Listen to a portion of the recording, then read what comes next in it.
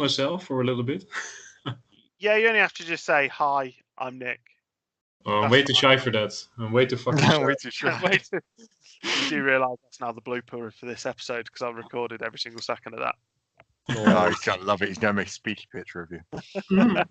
Speaky pictures, they're wicked, they are.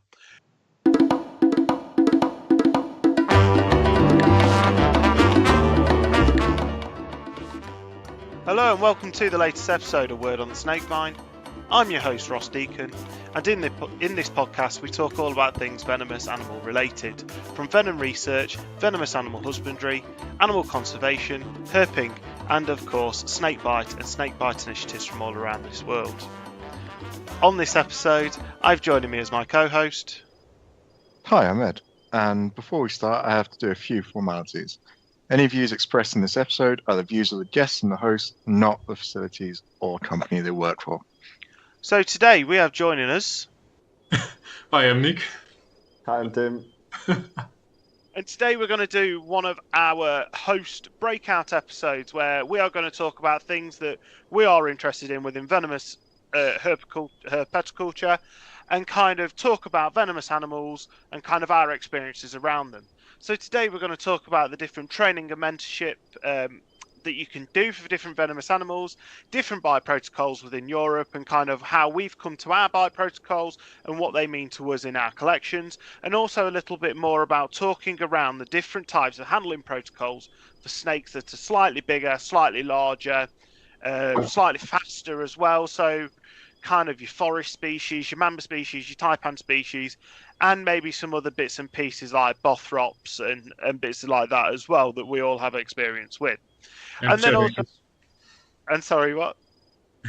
Pseudacus. Don't leave Tim out. Yeah, I'll let you talk. Bothrops.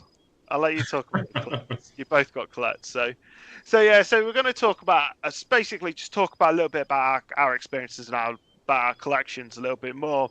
So I'm going to go to Nick first and talk to Nick a little bit more about how he got into the venomous side of it and kind of how his training, what he did for training, and then we'll move it on from there. So Nick, I hope everything's okay. I'm perfectly fine. Yes. Perfectly fine. And on the question on how I got into this, basically when I got interested in the venomous hobby, I was still living with my parents, and I wasn't able to keep like front-fanged, species. So I just did a lot of theoretical training, reading up a lot of stuff, talking with people, getting a bit of experience with rear-fanged species and stuff. But that's more to broaden my horizon, I don't think rear-fanged species or whatever prepares you for something. And just a certain species or genus prepares you for that species or genus. That's my opinion. No, I agree. I agree with that. And I think we all agree with that. I think that there is no rear fang snakes really, or piston. I kind of get you ready. I had back when I started, getting interested in this side of things. There was still a forum online, a Dutch forum. And it's difficult to pronounce it in English, but it's basically just in Holland you have Lacerta, and that's a unity of people, for the protection of animals and the herpetoculture and stuff. It's quite broad, and a certain how do you say, a section of that was based on venomous species. And it was a forum that was still online, and there were a lot of people involved in that. And there were also mentorships and stuff, but you had to kind of roll into that, know the people and stuff. And when I got into the hobby, it was already dying out a bit because of Facebook and forums just not really being interesting anymore to the general public. But it taught me a lot of stuff. There was a certain mentality there. A lot of older people and a lot of newer people, and in general, it was like you need to do this the training, do a lot of research before you start with venomous snakes. You need to have a broad idea of how reptiles in general are being kept. Not just venomous species or snakes. You need to know about diseases and illnesses. Yeah, And so that. I definitely think that keeping non-venomous reptiles in general will definitely help prepare you for venomous reptiles. Just as you say, just kind of knowing kind of the basics for reptiles in general, kind of understanding, as you say, diseases, kind of understanding thermoregulation, photoregulation, and stuff like that really can make a big difference. It means you're not trying to have to learn all that stuff as well as trying to have to learn your own handling technique and stuff at the same time. Yeah, and that goes also in, there's this still less of a big issue, but back when I got into the hobby, or at least got to know the hobby, especially here in the Netherlands, it's a relatively small community, and everyone was like, you have to have a certain amount of time prepared before you start with this species and that species, and and I agree with that. But if you, like you said, if you have to learn to work with venomous snakes, and you also have to learn how to, take care of them and prevent certain things, and then it can not only cause problems, but life-threatening problems, because you have a higher chance of your animals not being, if your animals getting sick, getting ill, and you have to treat that, but you don't really know how, and it gets worse, and your collection starts to suffer. And I think that makes a big difference if you have a lot of experience with reptiles in general, or not. And I think if you don't have the option to take a mentorship and you want to start on your own, I think having a broad knowledge of a lot of things, not just a certain species in general, but a lot of things, and I think that can still work out. It worked out for me a bit. I didn't have a mentorship of so long. I was reading up a lot of things for like 2-3, I don't know for sure, 3 or 4 years. I was talking with a lot of people. I had kept a lot of different species, and I just said after a while, I know all the stuff. I just start out, and then I bought a pair of pygmy rattlers, Cisterus miliaris barbori, and I went ahead. And after a year, I don't know exactly, but I got in touch with some leopard keepers, purely coincidental. And they taught me a lot of stuff, and then I got to know someone else who also taught me a lot of stuff, and that's how it got rolling. But I started on my own. Yeah, and I think a lot of people have got a very similar story to you, is where they didn't necessarily have a long mentorship, or they didn't have any mentorship whatsoever. So they did a lot of book learning, a lot of reading up on the subject, reading up on the different snakes, and understanding the snakes before they bought them, and then making sure that they knew lots about the snakes that they were buying, so that they could start there and buy a snake. Just out of pure kind of, because it kind of went into a little bit earlier on, and like my second snake was a Naja Kathir, so that was my second snake. I only ever had a boa constrictor before that. Such ugly snakes! God damn it! You should be ashamed for buying those species, and it, more than starting out with Nyakuvia as your first venomous snake. Yeah, overrated, totally. I'm joking. Well, not really, but just for the sake. No, so like it sometimes just getting. But I did keep a lot of lizards before that, and amphibians, and turtles, and tortoises and stuff as well. So like I had an understanding of how to keep reptiles, and to keep some quite complex reptiles. I kept a lot of chameleons, so And as we all know, chameleons have got a very high husbandry requirement compared to a lot of reptiles. They're very hard to keep in general. So kind of, I already understood that. And then I learned a lot from books. Sorry, I just had to mute myself while I sneezed there. Most like what happened. I learned a lot. I learned a lot from books as well. But then me personally, I did one of the paneling courses that's available in the UK. First and foremost, because I really wanted to keep venomous reptiles, but didn't really know how to, and it was kind of more of a case of I just really, really wanted to handle a venomous snake. Like I just wanted the opportunity to do it. I did want to keep them, but at the same time, it was more kind of at the time. It was more, what would be a good experience? Best way to handle a venomous snake? Do I go out and try and talk to people with venomous snakes, or do I do a course that's available to anybody who doesn't really matter about your experience? Go and do it. If I like it, I'll carry on. If I don't, I walk away and it's done. Just turns out I did the course. I didn't come out overly confident from the course. I loved the course and the course was really good. Me personally didn't come out very confident. And then I just got talking to a local guy to me who keeps a lot of rattlesnakes, who ended up as my mentor, Andrew Dolby. And we just started talking to him. He was like, "Why don't you come round and see what happens?" And it just went from there. Like I did do a mentorship, not necessarily from a handling perspective, because I handled with a lot of people, a lot of different people, and I think that's what made the biggest difference to me.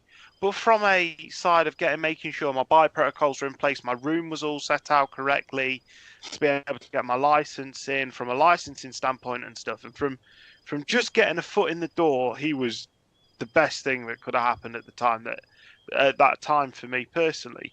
But it's kind of a case, as you say, not everybody has that opportunity. So sometimes learning through books is a good way of doing it, and making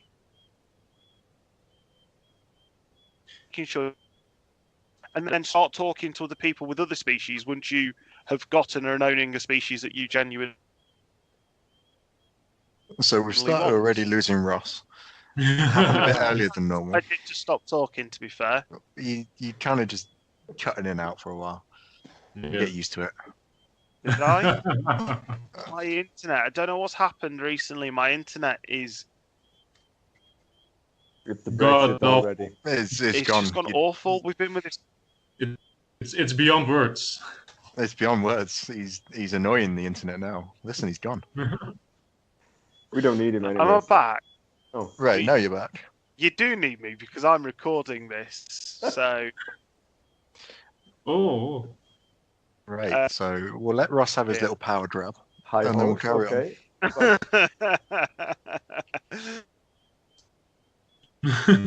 So, are you good? Yeah. We... I was just talking, did I just cut out again? Yeah. Ross, so maybe it's an idea to Ross. Maybe it's an idea to connect to your your 4G, on your phone. So you're not dependent on Wi-Fi connectivity. I'm not connected. I am connected to through Ethernet on my computer. So yeah, it gets better. He's got all the setup done. It doesn't like us. Oh, geez. So it becomes a regular part of Ross cutting out, and then Ross can make a blooper of that of himself for once. Oh, I don't like making bloopers of myself. Well, you can do it now. Oh no, I know. I've got to do a speech picture of me cutting out now, haven't I? Yep. Right. So to carry on the podcast without Ross while he sorts out his technical issues, should we carry on? Yeah, sure. So sure. Well, now, what we do now? Well, we've lost Ross, so we'll. Well, Ed, you're second in command, so you're now. Don't leading. say that. Yeah. Don't say that. All right. So I did want to add a point that was made earlier about kind of the non-venomous starting out on non-venomous species for like disease kind of control and looking for not disease control, but kind of to learn techniques around keeping reptiles. Especially if you've got to pin snakes, for example. It's a lot easier to learn how to pin a snake on a snake that can't kill you. Yeah, but there's also there's this difference. There is a between difference. A viper that can bite through its own jaw and kill you, and you just having bad luck with a snake that can kill you. If you have to pin your, say, rattlesnake, and you've never done it before, and the first time you have to pin is on a rattlesnake. Yeah, I understand. That's how you do it. Like all the handling techniques are just learning by doing. You can read all about it, how to hold it behind the jaw and finger position and thumb far enough back. But you really have to do it before you get it. Oh yeah, for sure. Yeah. I mean, I'm saying this because I hadn't pinned before, and I had to learn to pin on venomous, and that is quite a leap. Yeah, me too. So it is something to consider. Is maybe it's worth getting practice in for stuff like pinning, and hopefully you'll never have to do it. But having a bit of experience behind you, a bit of knowledge about it, is going to make you it makes it a bit easier, effectively. Now I'm hoping Ross is back and we can let him do it, because I don't like this whole hosting thing. I am back. I think So it turns out I only have about 6 meg of internet, so it's not going well at all, which is 6 meg of internet. The It's like 2G, isn't it? That or something stupid. It's pretty bad. Have I gone again? No, you're still there. So what I think it is as well is that have I gone again? No. Don't mess with it. So I think what I think it was is my wife is watching TV downstairs and is watching something on catch up. I'm on Skype. I had my laptop on as well for the agenda, and just too many things connected to an already really, really bad internet service. So hopefully it should get better. We're back on track now. As regarding pinning and stuff, I have been listening the last couple of minutes, and regarding pinning and stuff, I agree that you can learn the principles on a non-venomous snake, kind of finger position, kind of what you're feeling for, regards to what you're feeling for within your fingers. So the feel of the mandible at the back of the mandible into your fingers, and stuff like that, and kind of you can learn that, but to do that to take that technique from that to a viper, or something that can throw a fang through its bottom jaw, or whatever, you can only learn I'm that not saying it's perfect with that snake, I think. But I think having that first experience where it's not on something that can throw a fang, and like you say, getting that the feel of what it's meant to feel like. I personally would rather pin an elapid or a colubrid every day of the week rather than a viper. Oh yeah. Amen. Oh yeah. Just you know what? Because they can't throw that fang through the bottom jaw. They can't. So that's not true. Yeah, a lot of elapids do that. Coastal taipans, mambas. There was recently a picture on Facebook. I know they can, but the reality of them getting you with those small, tiny if your finger is under the jaw where the fang comes through, you're doing it wrong. Yeah. The matter is they can do it. I actually know somebody who I've known for a while, who will actually put his thumb under the bottom jaw of an elapid from time to time. Oh, why? So yeah, but like that was a scary thought. Only certain elapids, though. I know he's only done it. Only tend to do it with certain elapids, but in general, yeah, I've seen some odd pinning techniques through the years, like the difference between a 2-finger and a 3-finger pin is species dependent. I wouldn't do a 2-finger pin personally with a viper, because I think you lose a little bit of the controllability and stuff. But however, I would do it. I'd do a 2-finger pin with a with a colubrid or with a an elapid. So it's kind of understanding what process you need to use and what technique you need to use for each snake. And it goes down to the whole mentorship thing, doesn't it? Or the training thing is kind of how you learned is how you do it. So this is what I've said on previous episodes and stuff. I personally believe that when you're training, you should talk to as many people as you possibly can that keep the animals that you want, and handle with as many people as you can with that keep the animals you want. Because the way I do something is different to the way you do it. It's different to the way Tim does it. It's the way different to Ed does it, to Nick does it, to whoever's I'm talking to at this point. We've all got different techniques, and each technique might not work for the next person. And that's one thing that Andy said pretty early on. He said, "I'm safe, I'm steady, I don't like to touch animals." And that's it. And I'm the same. Got very similar philosophy as regards that. But some of his techniques don't work for me, and some of my techniques don't work for him. So we don't use each other's techniques in those instances. And that's the same for everybody. And I think when you're learning to handle venomous snakes, learning with a plethora of people and as many people as you possibly can is good. It definitely is.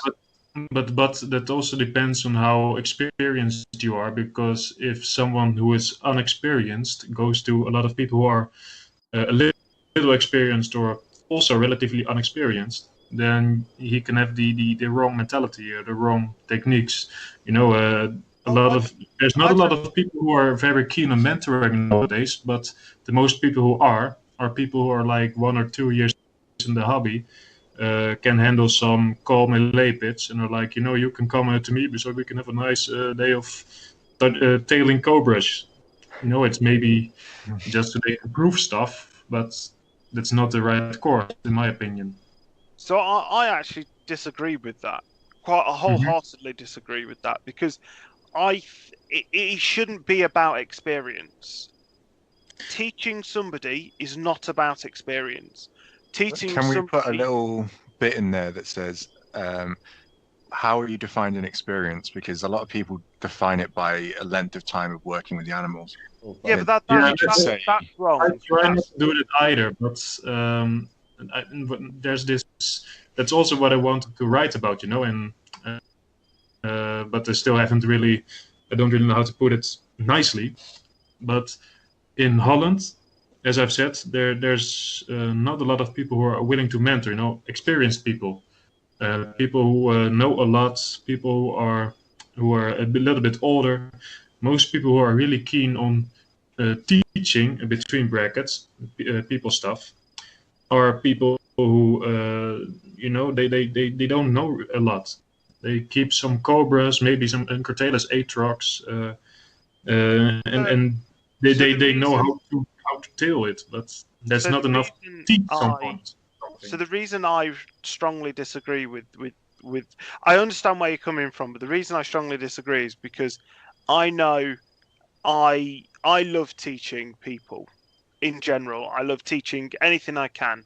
I think I wouldn't necessarily say I'm overly experienced. I'd say I'm a relatively clever guy.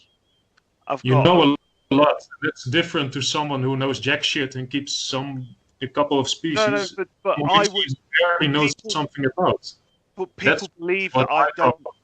This is what I'm trying to say, is that I know people believe that I don't know that much, and people have, and I have faced this where I have been, from me getting a license, I was within that 2-year bracket. I happily, and I still do, happily let certain people, and they are selective people who I know and trust, and I've known for quite a while, come into my collection and handle with me for me to help them get to a position where they can keep themselves, right?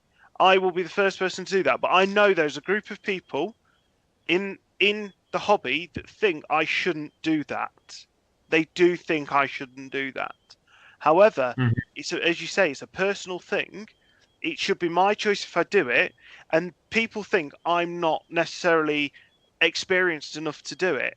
However, I also think that experience isn't necessarily years in the hobby. As we said, it's your mentality, it's your. I'm not even saying it's contact hours with a snake, because I believe if you can handle a snake, it doesn't matter if you've been doing it for 30 years or 20 minutes. If you're a good handler, you're a good handler. It's as simple as that in my eyes. But it kind of, it's that's a mostly knowledge the set. mentality that's like your project. It's a knowledge set that you have to be able to do this correctly or teach somebody correctly. Because an easy way to look at it is you wouldn't go into a school and expect the teacher to be teaching maths, but has only done school level maths. You want them to have a degree in maths and them to be a relative expert in what they're teaching. And it's the same with this. It's just like people think you shouldn't teach other people unless you've got lots of experience. By experience, they only see experience in years. I don't think that's correct at all. But Well, for me, I do also, sorry to. No, go ahead. But I do also think that even if you have been keeping a few years, if you are of the right mindset, you have the right knowledge base, and you're a safe and technical and you've got technical handling skills, and you're okay and you're getting by, you should be able to show people how you handle.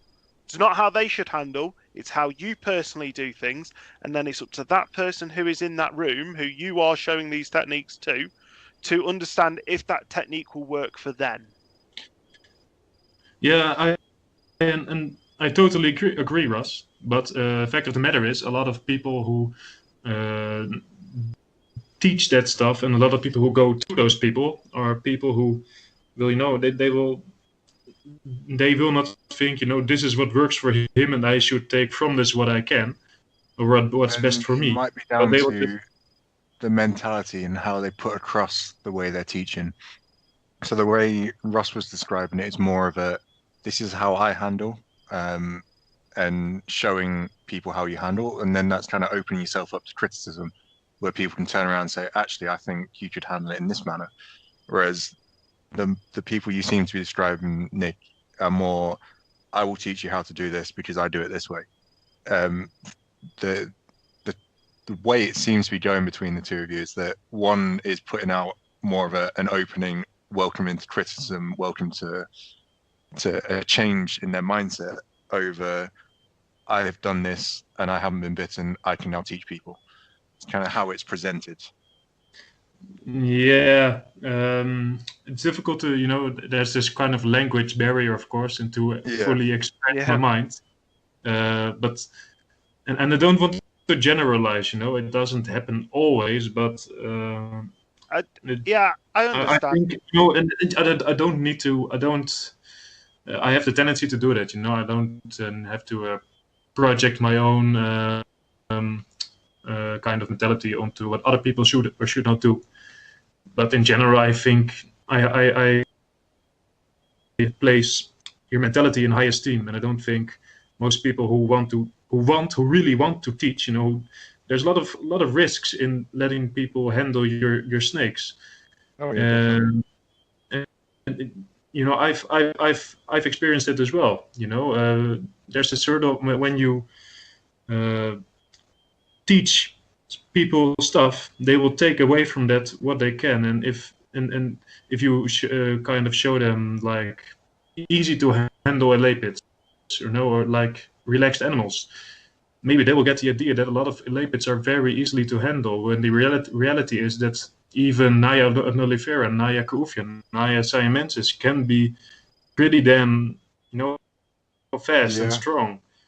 But that's what I see what you're coming from. I think I'm a bit searching for words. I'm sorry, but no, it's confidence as well. If you've got this false sense of confidence because you've successfully handled like a few cobras, and you think, oh, it's fine, nothing's gone wrong.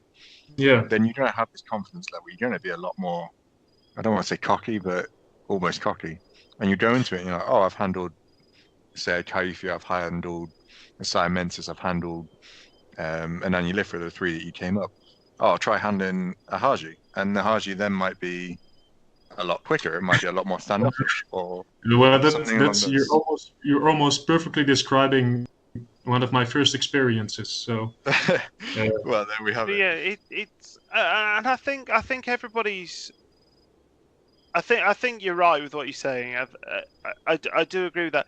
It just hits this subject just hits very hard to home. Kind of some of the prejudice I've had in the hobby have been from people who think that I don't have a right to teach people because I'm new into it, or I was new into it at the time.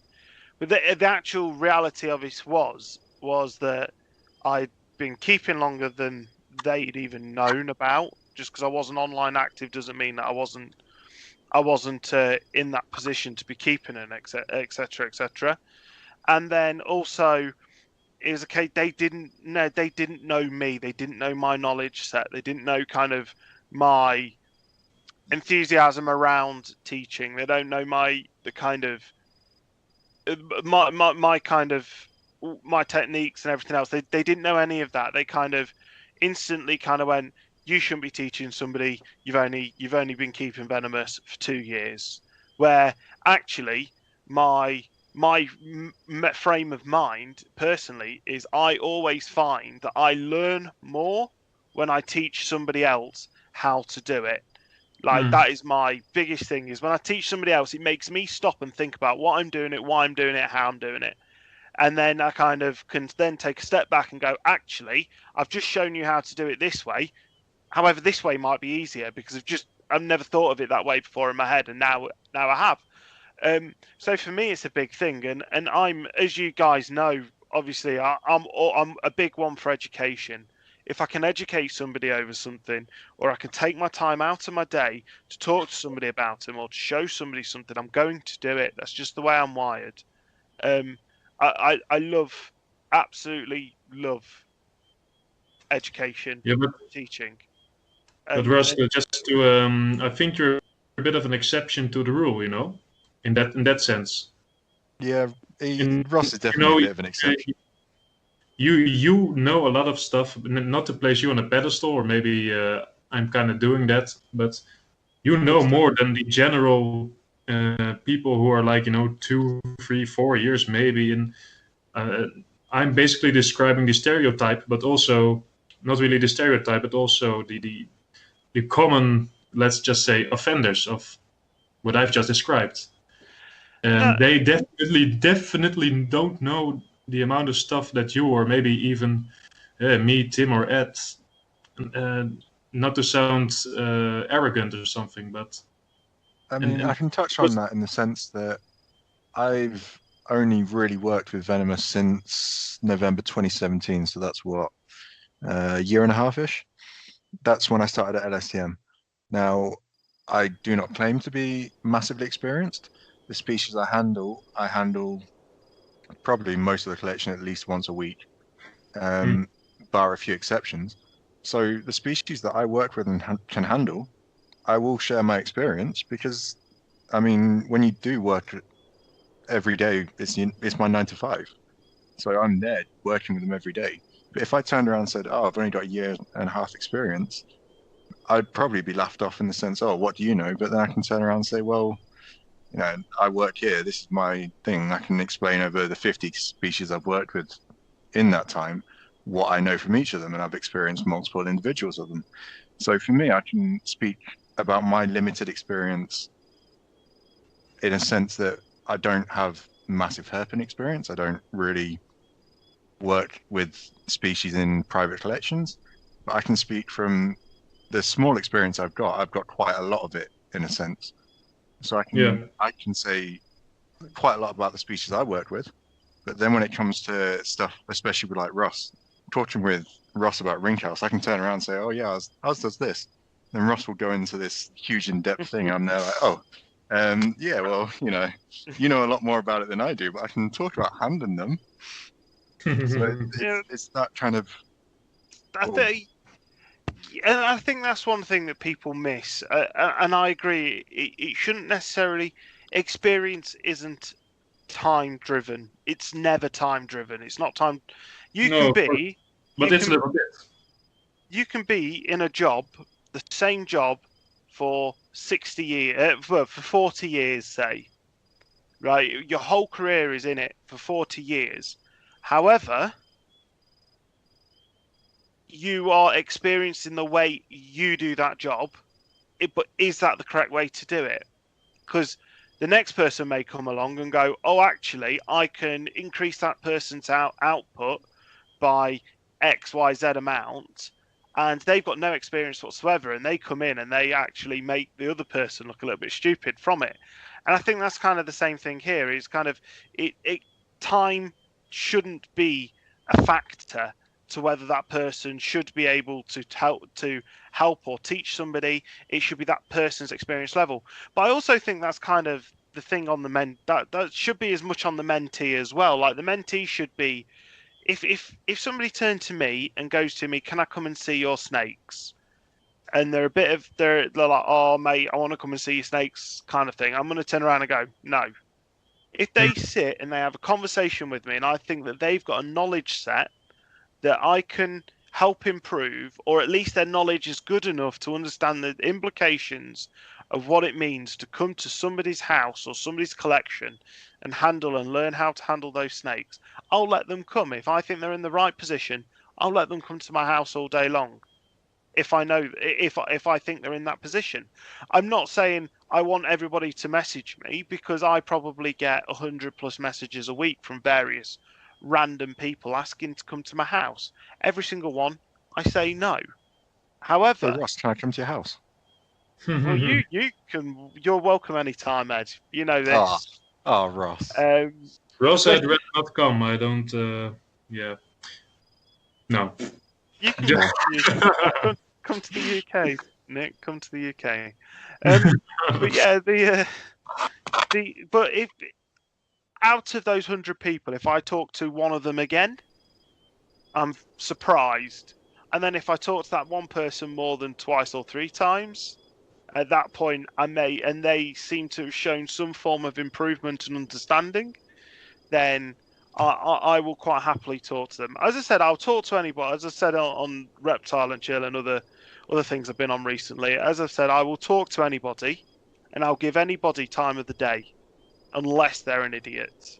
And at that point, I will start to either wean them out, or I just won't reply, because it's just not worth my time and effort. And I think that's as much as the mentee has to do that for the mentor as the mentor as well. Like if somebody messages me and we really don't get on, I don't think they're right for handling, I will stop talking to them. However, if somebody's talking to me and they don't think I'm right to go and handle with, or to go and see their collection, or go talk to, I have no problem people not talking to me. No problem whatsoever. And I think it as you say, I think a certain type of people get a certain type of people. Like, so for instance, the type of person you're describing will get the person who wants to keep venomous snakes because they're venomous snakes, because they want a dick extension. A little bit of generalization, but that's basically the gist of it. Yeah. And there's nothing wrong with that. If people want to do that, good on them. Fine, go and do it. Nothing wrong with that at all. Yeah, I try not to worry about it either, but it just, but that's me, basically me projecting a lot of my own. Is that the right translation? Yeah. Project. When you. Yeah, you project something. You project your own view. Right. That's right. Yeah. So that's the thing is, and I think we could probably talk about this all day, kind of. Yeah. Because I think like from a couple of episodes ago when we spoke to Tim a little bit more about this, like you got experience with some really, really knowledgeable and experienced keepers, and you kind of become friends with them and did it that way, whereas. Obviously, I became friends with one person and learned other people through him and kind of did that. And then, Nick, you seem like you're completely different. You kind of did it on your own, a lot of it on your own. I actually did that too. That's not really true. I as I said, there were a couple of people who taught me a lot of stuff. It's just that I did a lot of my research, so what I know about snakes, that's what I spend a lot of, and still do, I love to learn. And that's what I spend so much time on. But I started on my own with like Cisterus and then Trimeresurus fucatus and some other stuff. But then elapids were taught to me. I didn't really figure it out on my own. That was what I got a semi mentor for. Tim, you were just about to say something. Yeah, I want to finally chime in because I've been quiet quite a long time. I'm actually quite similar to Nick in that way. I started reading up on snakes, venomous snakes. Before that, I only had corn snakes, but lots of different other reptiles. So I knew a lot about reptile physiology. And after that, I started to gain interest, as I said, I think in the first episode. And then I met Roger Roger Eberhard from Switzerland. He's a really experienced keeper, has had like every snake in the book, especially leopards. He's specialized in leopards. And I did a training course with him that lasted one day. And after that, I went to Thailand to the snake farm, and then I worked with some elapids, some viperids. And after that, of course, reading up. I've been reading at that moment where I got my first venomous snake. I've been learning for 3 years, 4 years as well. And I got in touch with Roger again, and then he said, yeah, he's got some Colettis left. And I was like, okay, see, there's Coletti. They're quite nice. They're beautifully red. And he was like, yeah, they're not that bad. I could touch them with my hand. He does not do that, but not that bad. In hindsight, probably they are probably bad. But yeah, then I got my baby Coletti, and that's how I got into keeping venomous snake myself. I've had some practical experience before, but that's why I don't think you need a lot of experience with snakes in general. Just reptiles, as I think Ross said, you need to know about reptile physiology, about how what they are, how they warm up, what light they need, if they need UV lights and whatnot. Yeah. Yeah, and after that, my second species was a Bothrops mugini, so I don't. That's why I don't believe in the whole venomous species, starter species. That's I think that's no, and even my first snakes that I got, my first real venomous snakes, my Cisterus, they didn't eat on their own, so I had to pin them, just with a sponge, of course, but that's an extra risk, and a lot of semi-beginner species, Aspidileps, Cisterus, Trimeresurus, they're often not the best eaters. Yeah. And you have in every venomous species can be dangerous if you have to put your fingers near their heads. Touching a venomous snake involves a dangerous situation. More you have to touch them, the more chance you have of getting bitten. It's just basic probability. You can't, if you don't touch it, it isn't going to bite you. You leave it alone, it cannot bite you. If you touch it, you're giving it a chance to. You're giving a chance for something to go wrong to increase. Yeah. That's why if you watch some of the videos like Ed posts from LSTM and stuff, and that actually what they do is they don't actually ever put the hands on the animals. They don't put the hands on any of the cage furniture, stuff like that. It's literally everything comes out, goes into the new tub. The animal comes out, gets dropped into the new tub, lid back on, done. They're reducing the hands-on time with the animal because that reduces the risk. And I do the same at home. I don't touch my animals with my hands unless I'm in a position where I have to pin it or tube it. And then if I'm tubing it, I'm only touching it with my hand when the head's in a tube. So again, a lot of the danger is removed. and if I'm pinning it, I tend to put it into a tube and then back it out the tube anyway. So kind of again, you're in the same position where the pinning section is dangerous, but it's less dangerous than trying to pin an animal with using the back of the hook or a jigger or whatever. Yeah. So kind of again, it's kind of you put your hands on it, you've kind of got a chance. The probability of getting bitten is higher than if you don't touch it, isn't it? So. But it's still something you need to learn when you get into venomous snakes. So. Yeah, it is. Yeah. So the risk. You need to learn the risky parts at the beginning, so you're prepared when it comes to it. Mm-hmm. Yeah, I fully agree. I think this actually maybe leads us on a little. That maybe led us on, especially you getting Bothrop second, to kind of talking a little bit more around about some of the handling experiences and stuff we have as a group around some of these bigger, faster snakes. So the Bothrops, Mambas, Taipans, Forests, Kings, kind of those Shudekis. You keep saying Shudekis all the time. They're not that bad, actually. I don't know. We know you've got Shudekis, right? But you got like that. You got the 2 meter male, right? Okay, I rest my case. Yeah. 7 foot. Oh fuck. But it's more heavy than It's like a gentle giant. Yeah. Yeah, gentle giant. But would you rather? But Nick, would you rather have a 7 foot Forest or a 7 foot Shudekis? I have a 7 foot Forest and I have a 7 foot Shudekis. I don't really know how to answer that question. But no, I'm saying which one would you rather handle? The colettes, of course. My so much fun. Guineensis, I have the Togo specimen, Guineensis, Naya Guineensis. Yeah. That one is it's a bit fucked in the head. So you have Guineensis and subvulva. Yeah. You have subvulva as well. Yeah.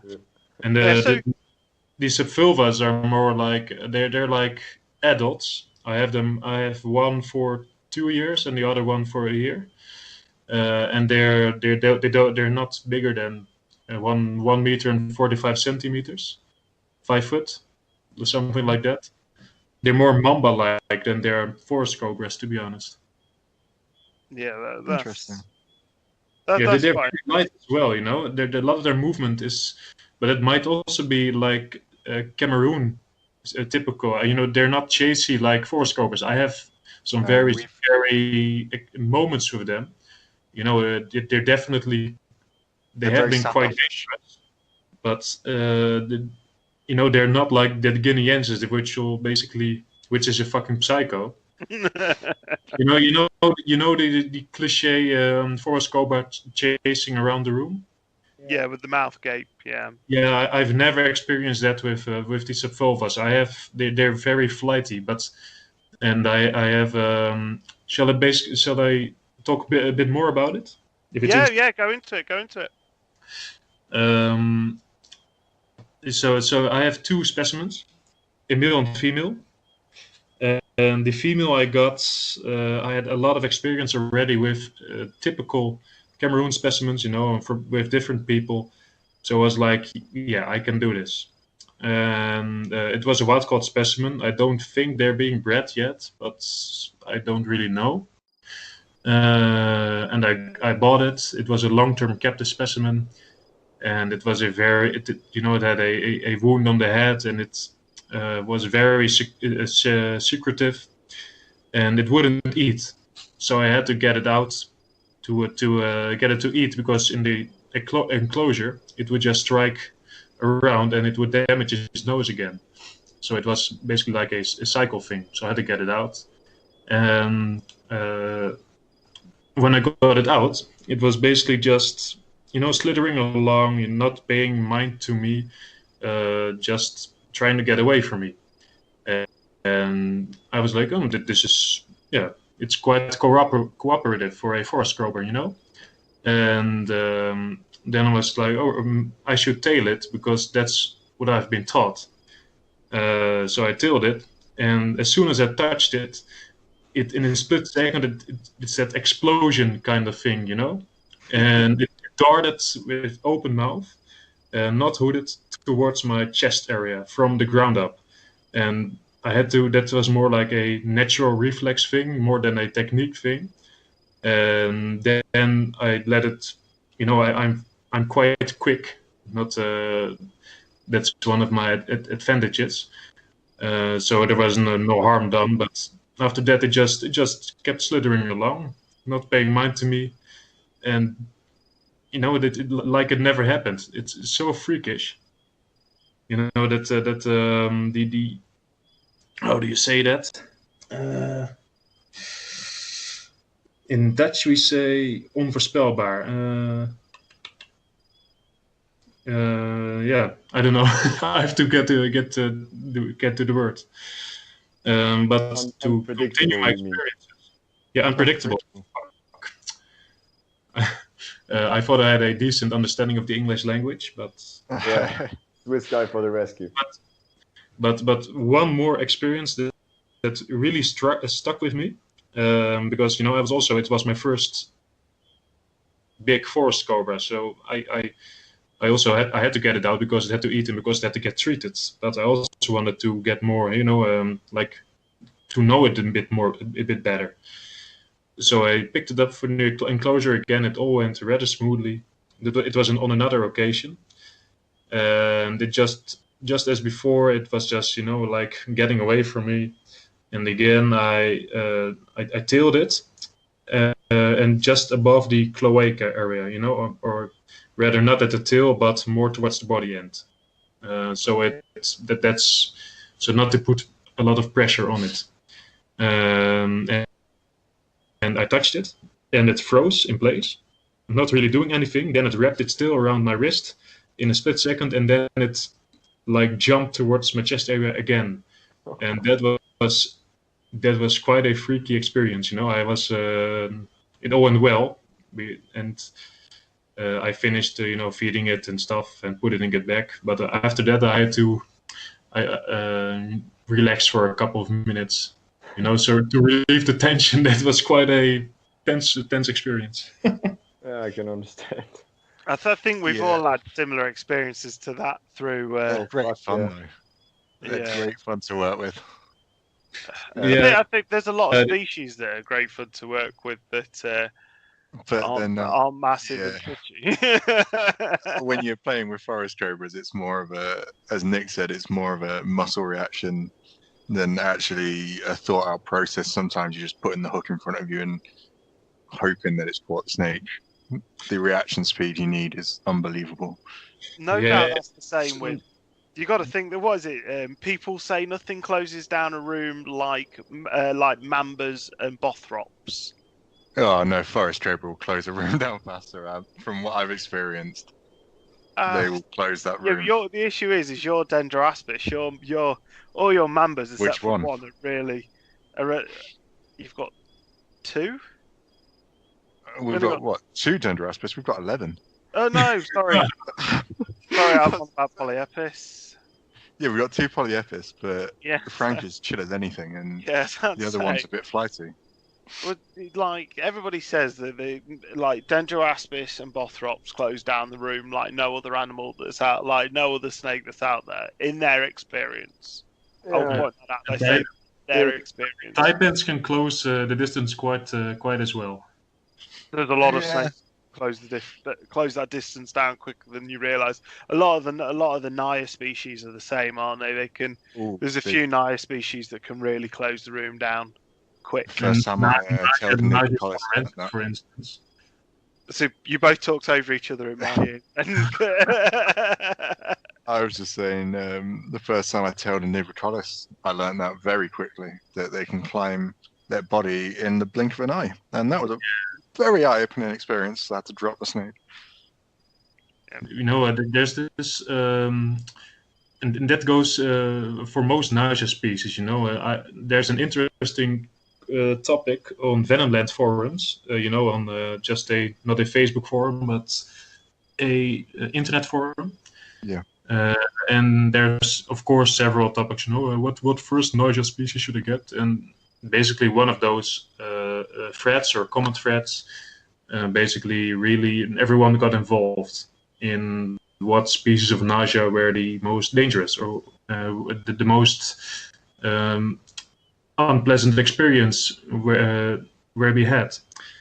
And there was one guy who said, like, nausea summerensis are the worst, and the nausea hage are the best. I've never had trouble with them. They're both bad. And, Well, yeah, but depends what Ross and then thinks. there was another one who was like, and the same guy who said, like, summerensis are the best. He was like, nausea siamensis are the worst I've ever had. And then there was someone else who said nausea siamensis are the easiest, but nausea nigrocalis are also easy, but then this and that. And there were so many experiences, and I think Each snake is so different that you yeah. just can't generalize knives at all. No, Can't no. generalize any species. Oh no, you can't at all. An interesting fact also, about in the individuals. There's this last year, I believe, or 2 years ago, a guy from Holland was bitten by nausea uvea, and in general, nausea uvea are like that. The Facebook profile picture, with someone standing close to it, and doesn't really matter, but they're generally regarded as a easygoing species and easy to tail, a bit sluggish, maybe a bit dumb. But the guy that got bitten by nausea uvea, his specimen was so strong and fast. It was, if you tailed it, it would just get right up along its body and slam in your hand. It had that particular specimen bit 2 people. That's, and I think that's it, you need to.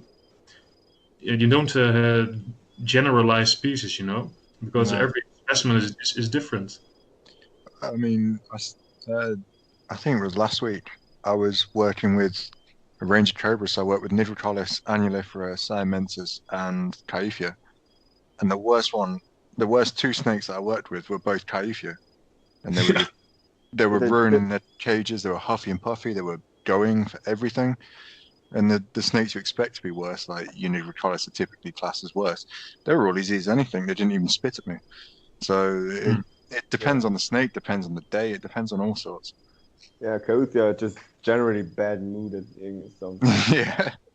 I don't like them. Very vocal. Very vocal. Yeah. I think it's.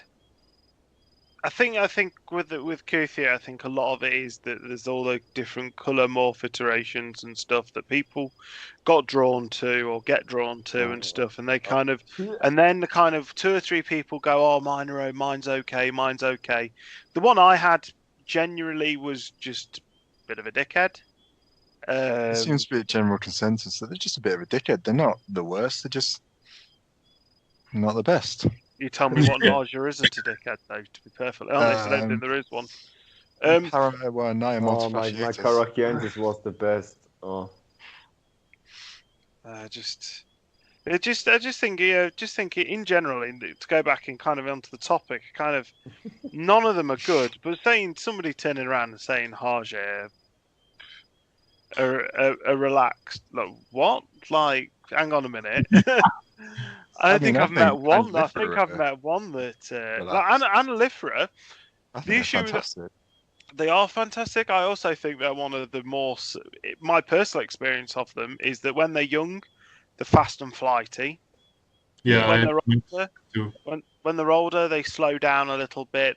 They're not. They can still be fast and flighty, but because of their overall size, they kind of mellow out a little bit and they get a little bit more placid. Yeah.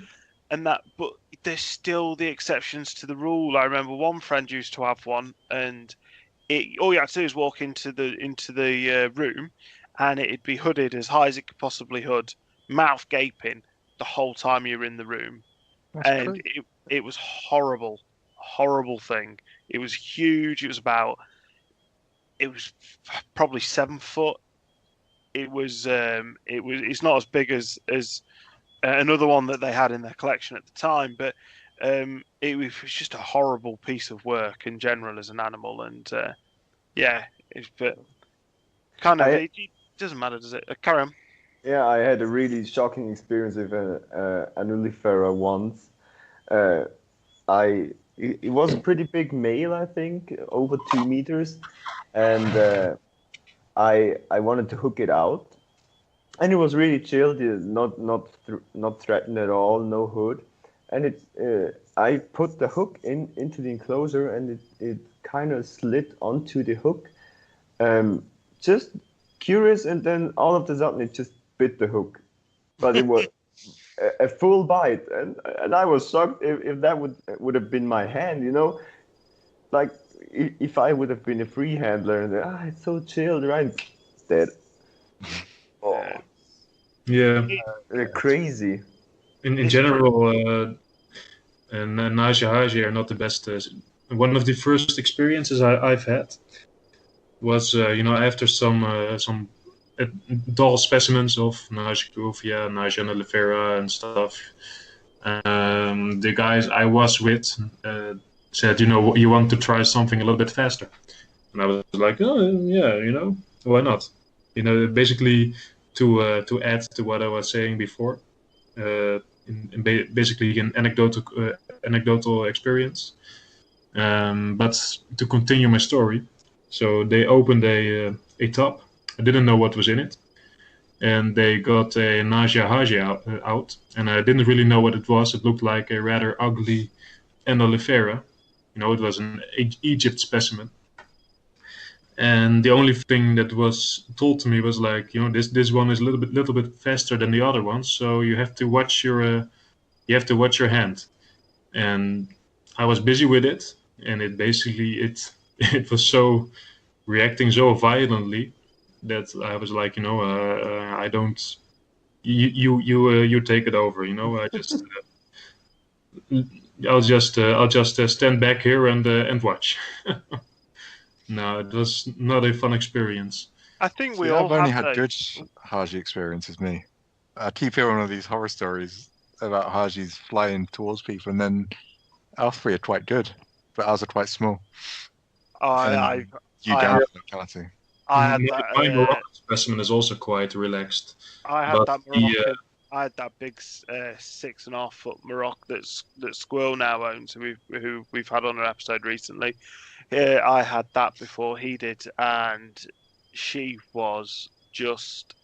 Well, she's nicknamed the Black Beast. She just wanted Beast. She just wanted to bite everything, and she would chase you. She's just still chase, obviously, across the room. She comes at you. You move out the way. She turns direction to come at you again, and she's just an absolute monster of a snake. But she is genuinely she's never sedate. That is what she's like 100% of the time. Like every time you get her out, that's what she does. That's how she reacts. So you expect it, and you kind of get used to it, and you kind of just work around it because of that. But yeah, just kind of Haji kind of. I know a lot more people that have negative, or let's say, common stories about Haji being difficult than have of Haji being sedate. Yeah, I just remember them standing in the enclosure all the time. So yeah, they just stand there. I just know them hooded. Never seen one without a hood. They do have a very off-putting stare. I don't know what it is, but the stare they give you, slightly unnerving. I don't know what it is. They have that kind of, that's they're really mean or something. They've got a look about them that just mean is a good way to describe it, but I think it's also a bit of their natural disposition. I think Romilly van den Berg once said, he's quite an experienced elapid keeper, of course. He said the problem with nausea Haji is that they never really get acclimated that well to their surroundings in captivity. They keep having that natural shyness, that nervousness. Yeah, and definitely. With my specimen, I have a Moroccan specimen. It's quite relaxed. it's quite defensive in the enclosure, a bit flighty, but out of the enclosure is generally really nice. But Danny's specimen, Danny's Tine, his one is, typical Haji, bites everything, is quite defensive and stuff. And then two specimens of a friend of mine, or an ex-friend of mine. He had wild caught specimens, quite big, 2 meters. You would expect they wouldn't be shy, that they would be confident, but they would always just kind of be in the back of the enclosure, kind of being a little bit scared. And when they get out, they would be kind of a terror, Yeah, like really scared, expensive, and they're so big and so heavy, But for that size, they're so agile, and that's the same with forest cobras. That makes them so dangerous. Oh, and it's yeah, the same with Dendroaspis as well, isn't it? And I think a lot of this can be said about some Dendroaspis species as well, some of the mamba species as well, is I don't think they ever really acclimatized to captive keeping that well. Kind of more on about Jamesons and stuff. Oh, Jamesons, yeah. Yeah. It depends. It depends on the species, but I think you can kind of test or notice if they acclimated well more to their enclosure behavior, more than their out of enclosure behavior. The mambas, a lot of mambas are relatively chill, but outside of the enclosure, they don't like to be touched. What Nick said is basically the way our two Jamesons work.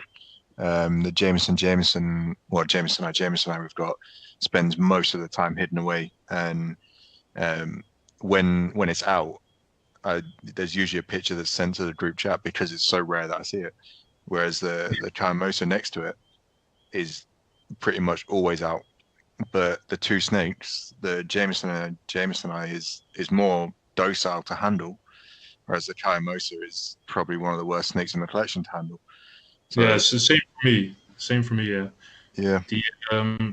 My Angusticeps that I've had and my Polylepis that I've had, I've had a juvenile, 1 year old at least Polylepis a year ago. And he was very, very defensive in the enclosure, very shy, but outside it would just ride the hook really well, And my Kamase, he doesn't mind me at all when I'm in the room, where he just chills on his branch and is quite confident, And they're always sat. Not to anthropomorphize it, but that's the impression I get. It's not a shy snake, but I totally agree.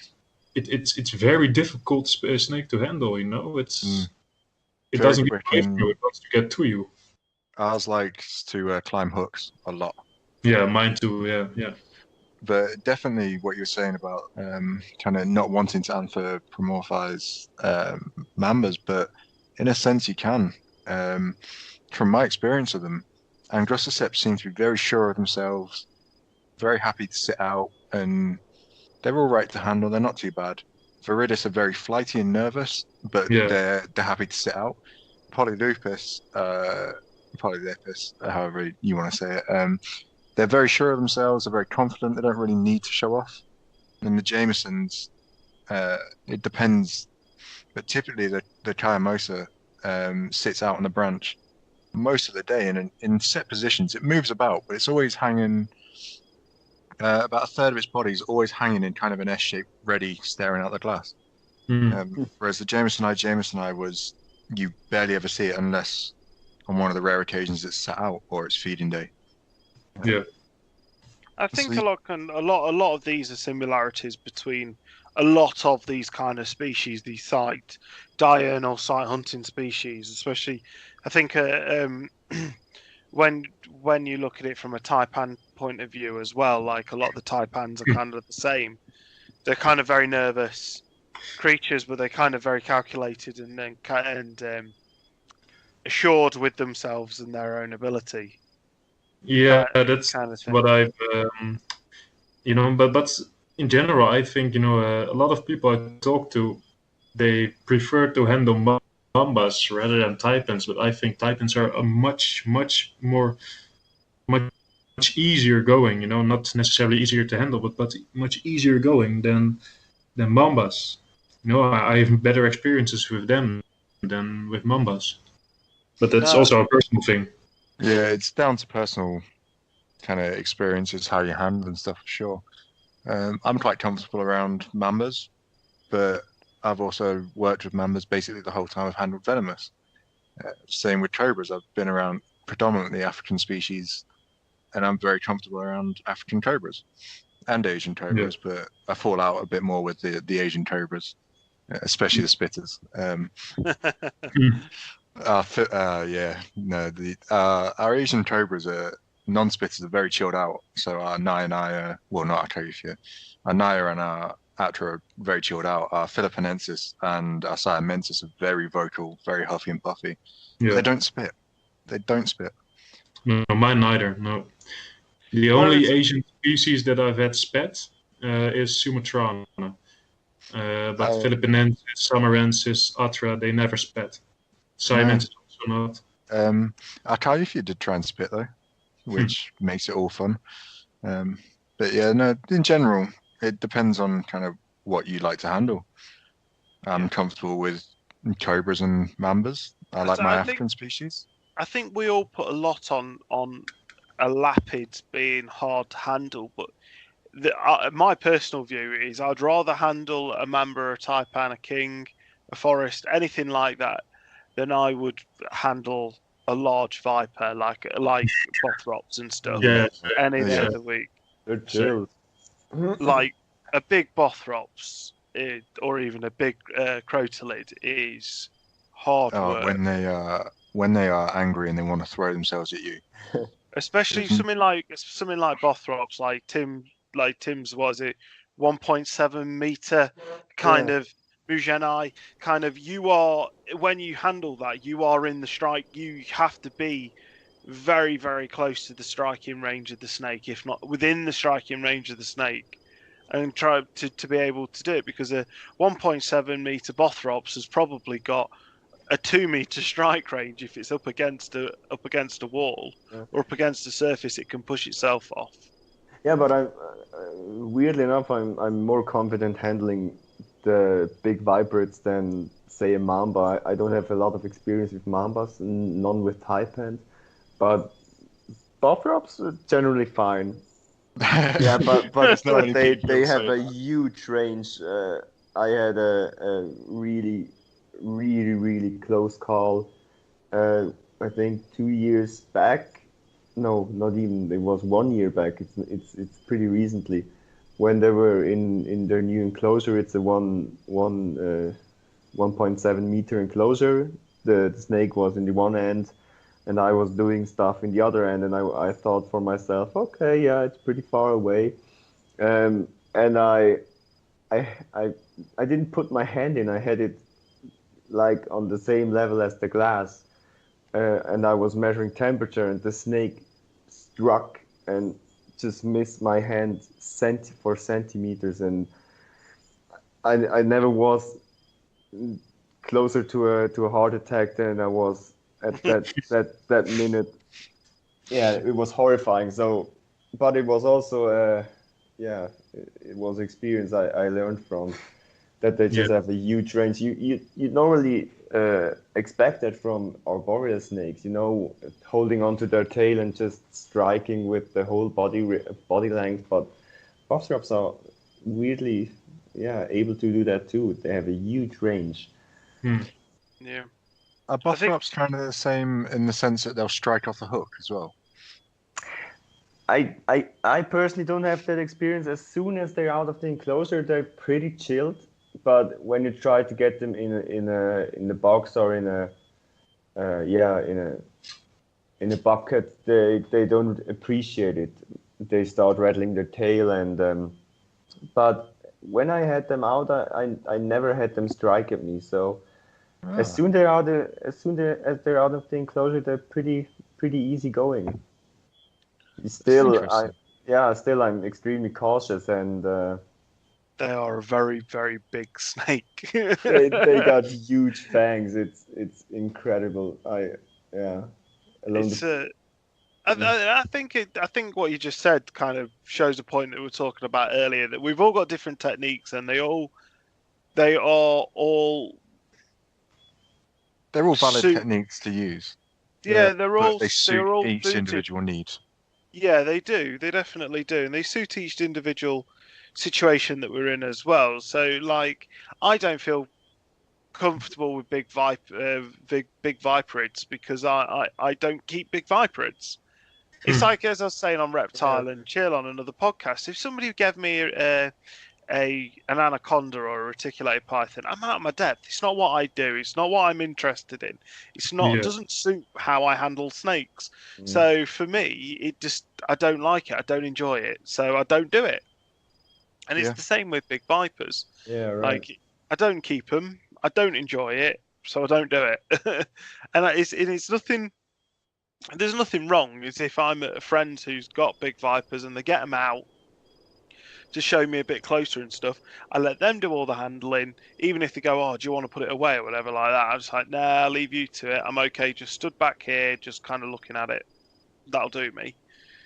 Maybe take a few pictures, but that'll do me. I'm not that big on handling other people's animals anyway. But I'm not that big on that type of thing. So, like, it kind of, so my handling's kind of always been very driven by obviously colubrids and elapids. So yeah, so I'm very conscious on time, as we were speaking about before we did. So we've been recording for about an hour and 15 minutes now, and I think we've covered a lot. We've covered the whole agenda pretty much that we had beforehand, bar bite protocols. But I think we've covered bite protocols a bit in different episodes, and we'll probably cover it again in a lot more detail anyway in another one of these breakout episodes, these kind of breakaway episodes that we're doing. So, does anybody have anything to add before I wrap up? Nope. No, not really. No, not really. Nick, do you feel like you've had a chance to speak this time? No, I think you left me out quite a bit. I left you out quite a bit. It was Tim today that was rather quiet. But he had an episode a couple of weeks ago, so yeah, I just not confident like chiming in when other people are talking. It's not easy to find that point. Yeah, I'm too shy. You'll get used to it. Second. Eventually, what we've realised is if you make a noise, the person who's talking hears the noise and then subconsciously stops, like in a couple of words time or sentence time. Then you can chime in and then get in after. But you don't want to ruin their flow. That's the thing. They're going on this lovely flow, and then suddenly you just want to. Yeah, but you know that little bit just there. I just want to talk about that, and then you can carry on. So no, so it'll come, and more of these we do, more will flow, more we'll get to know each other's kind of how each other wants to talk, and such forth as well. So it'll all come in time. So, I hope you've all enjoyed this episode of Word on the Snakevine, and I would just like to remind you all that the episode following this will be with Jordan De Bono. If you have any questions, please let us know, as she is an amazing person and is doing some amazing work in venomous research as well. And I really think that is going to be a great episode to bring to you all. So hopefully you'll all join us again soon. Bye. See you. Bye-bye.